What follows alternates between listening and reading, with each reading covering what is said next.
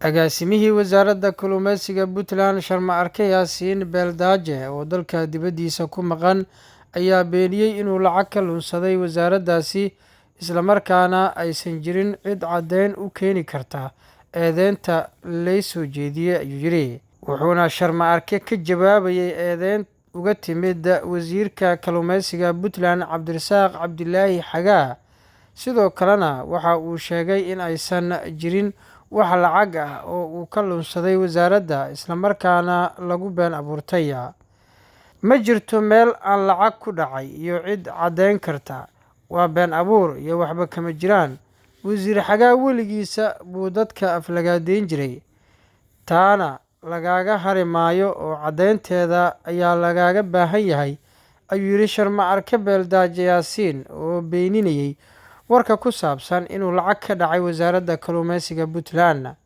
Dhinaca kale, Sharma Arke Beeldaaje Yaasiin waxa uu wasiir Xagaa ku eedeeyay inuu xiriir hoose la leeyahay kooxda Daacish, inkastoo aanu soo bandhigin wax caddeyn ah oo muujinaysa run ahaanshaha warkiisa marka laga reebo eedeyntaasi uun.